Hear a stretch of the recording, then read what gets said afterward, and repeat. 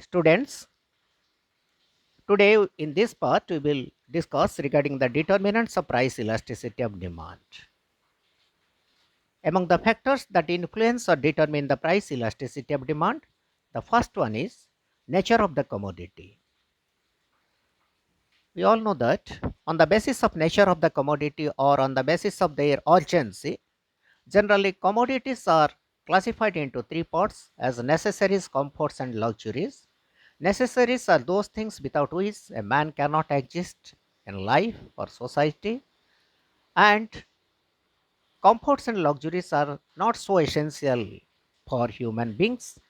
So, on the basis of this classification of goods or commodities into necessaries, comforts, and luxuries, how their elasticity of demand differs from one to another, that we will discuss in this para. So, number one is nature of the commodity. Elasticity of demand depends on the nature of the commodity, whether it is necessary, comfort, or luxury. Necessaries satisfy the most urgent wants, and without them we cannot live. Price elasticity of demand for necessaries is mostly inelastic. Necessaries like rice, cloth, fuel, matchbox, salt, etc. are extremely essential for consumers, and almost the same amount is purchased by the consumers even with a great change in their price. But as comforts and luxuries are not so urgent for human existence, with the change in their price, their demand changes. They are elastic in demand. A little fall in their price stimulates the demand, and a little rise discourages it. So, what we learn from this para is that in case of necessaries like rice, cloth, fuel, matchbox, salt, etc., demand is inelastic because they are the most urgent wants, they are most essential goods, they are most essential goods without which we cannot live. So, whatever may be the price of necessaries, their demand remains the same, or we can say that in case of necessaries, demand becomes inelastic. But in case of comforts and luxuries, as they are not so urgent for human beings, they are not essential for human beings. With a change in their price, their demand changes. When their price increases, their demand falls, and with a fall in their price, their demand rises. So, in case of comforts and luxuries, their demand becomes elastic. A little fall in their price stimulates their demand, a little rise discourages it. Number two is the availability of substitutes. How the availability of substitutes determine or influence elasticity of demand? You see, of all the factors determining price elasticity of demand, the availability of substitutes for a commodity is one of the most important factor. When a particular want can be satisfied by different commodities, the commodities are called substitutes. Right. So remember it. What are substitutes? What do you mean by substitute? When a particular want can be satisfied by different commodities, the commodities are called substitutes. If for a commodity close substitutes are available, its demand tends to be elastic. If the price of such a commodity goes up, the people will shift to its close substitutes, and as a result, the demand for that commodity will greatly decline. The greater the possibility of substitution, the greater the price elasticity of demand for it. If for a commodity substitutes are not available, people will have to buy it even when its price rises, and therefore its demand would tend to be inelastic. The demand for Coca-Cola is elastic, whereas the demand for common salt is inelastic. So, what we learn from this para is that when close substitutes are available for a commodity, with a rise in price of that commodity, the consumers will shift to its close substitutes. And with the fall in the price of the commodity, they will shift from other commodities to this commodity. So that with a rise in price of a commodity with close substitutes, the demand falls, and with a fall in the price of a commodity with close substitutes, its demand rises. But when a commodity has no substitute at all, then its demand becomes inelastic. Whatever may be its price, its demand remains the same, right? We have already given one example. The demand for Coca-Cola is elastic. Why the demand for Coca-Cola is elastic?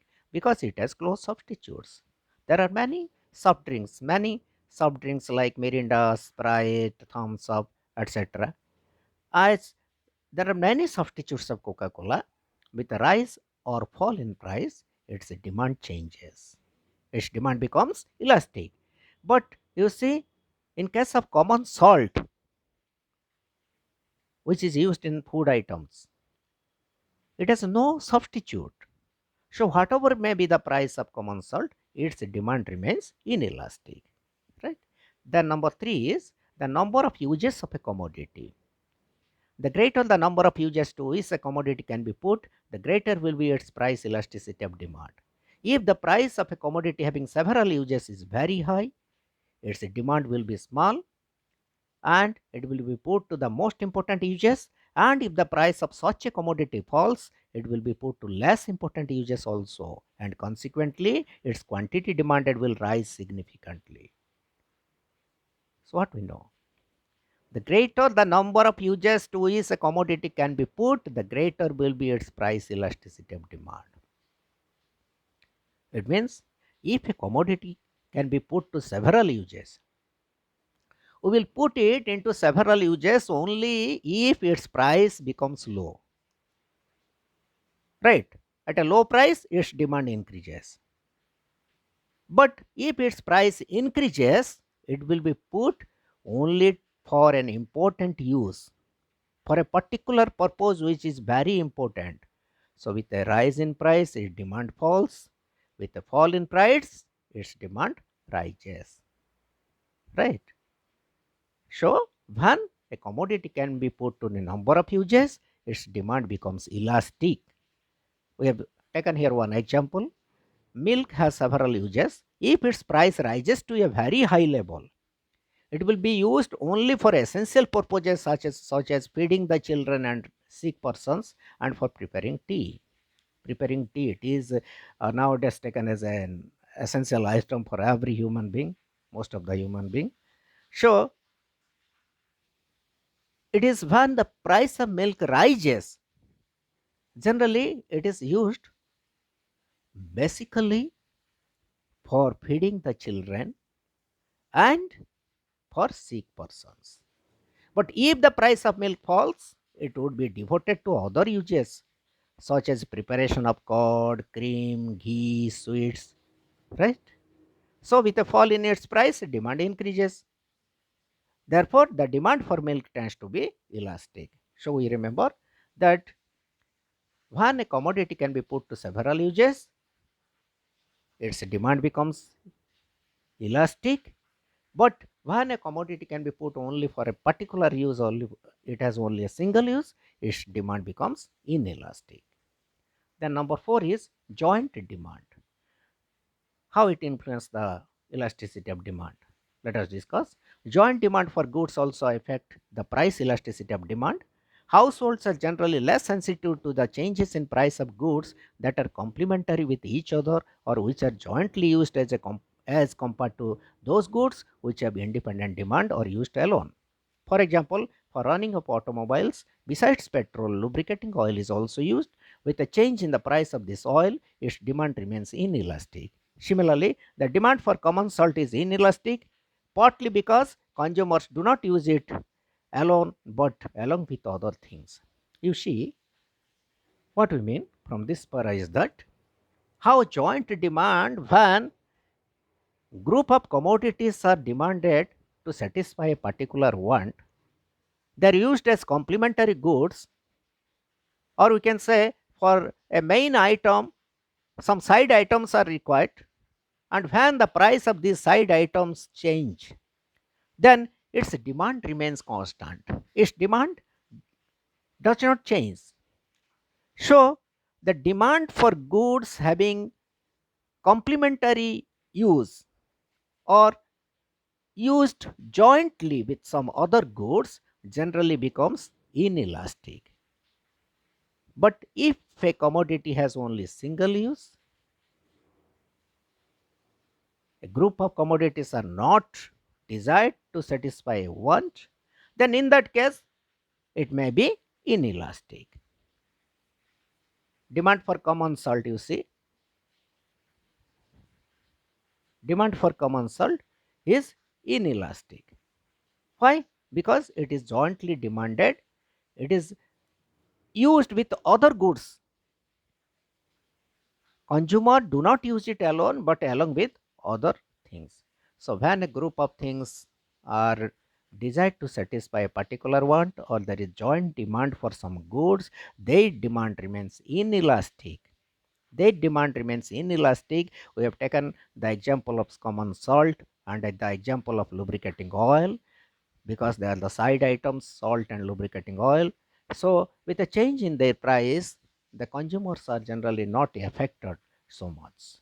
So when a group of things are desired, in case of or in case of joint demand, their demand remains inelastic. The demand for those goods remain inelastic. Next one is length of time. Elasticity of demand varies with length of time. Generally with a short period of time, generally within a short period of time, the demand is less elastic, and within a long period of time the demand is more elastic. You see, short period of time means it is a time which is not enough to adjust the demand for a good by taking its substitutes. But long period, during a long period, substitutes may be available. It is time which is enough to search for substitutes. So within a short period of time, generally the demand is less elastic or inelastic. The demand for goods become less elastic or inelastic. But with a long period of time, during a long period of time, the demand is more elastic. Remember it. Then number 6 is proportion of income spent. How much income we spend on the commodities, whether a small proportion of our income is spent on those commodities or a large proportion of income is spent on those commodities. When a small proportion of income is spent on some commodities like matchbox soap, salt, ink, surf, etc., then with a change in their price, their demand generally do not change, they remain inelastic. But when a large proportion of income is spent by the consumers on some goods, on certain goods, their demand becomes elastic. So let us study. Elasticity of demand for a commodity is also influenced by the proportion of total income a consumer generally spends on it. The demand for a commodity on which the consumer spends only a small proportion of his income is less elastic. The demand for matchbox, soap, ink, surf, salt, etc. is generally inelastic because the consumer spends only a small part of his income on those goods. On the other hand, the demand for those goods on which a large portion of the consumer's income is spent is elastic. So, when a consumer spends his small proportion of his income on certain goods, with a change in their price, for which a small proportion of income is generally spent, with a change in their price, demand remains inelastic. But when a large proportion of income is spent on some goods, with a change in their price, demand becomes elastic. Right. Then number 7 is possibility of postponing consumption. Whether we can postpone the consumption of a particular commodity or we cannot postpone it. In case of, you see, in case of medicine, we cannot postpone its consumption for future. We have to immediately take the medicine. Whatever may be its price, it may increase or it may fall. We cannot postpone the consumption of medicine, but we can postpone the consumption of a pair of leather shoes or a t-shirt or a jean pant, right? So the demand for commodity is more elastic if its consumption can be postponed. On the other hand, the demand for a commodity is inelastic if its consumption cannot be postponed. If the price of a pair of leather shoes suddenly increases, we can postpone its consumption for some time. Its demand will be elastic because we can postpone its consumption, right? But if the price of medicine rises, we cannot postpone its consumption, hence its demand is inelastic. So, when there is the possibility of postponing consumption of a particular good or group of commodities, its demand become elastic, whereas the commodities of whose consumption we cannot postpone, there is no possibility of postponing the consumption of some commodities. When then in that case the demand becomes inelastic. We have taken the example of medicine. When the price of medicine rises, we cannot postpone its consumption, hence its demand is inelastic, right? So there is, when there is the possibility of postponing consumption, its demand is elastic, but when there is the no possibility of postponing consumption, its demand is inelastic. Number 8 is force of habit. When certain habits are formed, it is very difficult to overcome them. Even at a rising price, the demand for them cannot be reduced. People who become addicted to smoking or taking wine, for them demand for cigarette and wine becomes inelastic. Right? So what we learn? Due to force of habit, people are using certain goods. They use certain goods like cigarettes, tea, coffee, opium, wine, right? Because they are addicted to these things.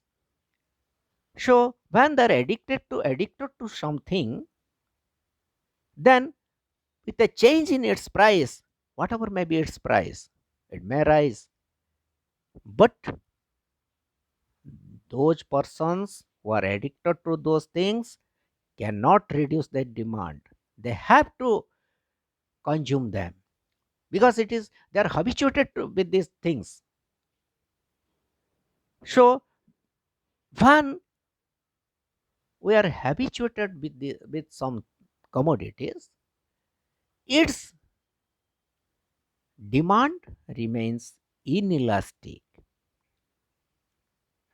right? Because with a change in its price, we cannot change its demand, right? So it is given people who become addicted to smoking and taking wine, for them demand for cigarette and wine become inelastic. Next one is range of price. Elasticity of demand depends on the range or level of price. If the price is very high or very low, demand becomes comparatively inelastic. Elasticity of demand depends on range or level of price. If the price is very high or very low, demand becomes what? Comparatively inelastic. Demand for high priced commodities like diamonds and low priced commodities like pen or pencil are generally inelastic. A change in the price have a very little effect on their consumers, but commodities having price in middle range are price elastic. Their demand changes with a change in their price. So what we know? When the price level is very low or very high in case of certain commodities, their demand becomes inelastic. Low priced commodities and high priced commodities are there. With a change in their price, to some extent, their demand do not change. Their demand remains the same in case of low priced items and high priced items. But a change in the price of middle range commodities or commodities having price in middle range are more elastic. Their demand changes with a change in their price, right? Next one is, and last one is range of income. Elasticity of demand is mostly influenced by range or level of income of the consumers, right? How it depends on income level of consumers. You see, if income level of consumers is high, change in price will not affect the quantity demanded of most of the goods, and demand for the goods will be inelastic. But if income level is low, demand for goods will be more elastic. You see, on the basis of range of income or income level, people may be classified as rich persons and poor persons, rich consumers and poor consumers. You see, rich persons are those who are having high level of income. For them, a change in price of goods will not affect. But for the poor person whose income level is very low, for them a change in the price of certain goods will change the demand for them. So for high level of income persons, or for the consumers or persons or people of high income level, demand becomes inelastic. But for poor persons, demand becomes elastic. Right. So these are the things, these are the factors. What are the factors? Nature of the commodity, availability of substitutes, number of uses of a commodity, joint demand, length of time, proportion of income spent, possibility of postponing consumption, force of habit, range of price, and range of income. These are the factors which determine the elasticity of demand or price elasticity of demand for some commodities. Right? With this, we are going to complete or end today's discussion. So, have a nice day. Goodbye. Thank you all. Thank you once again.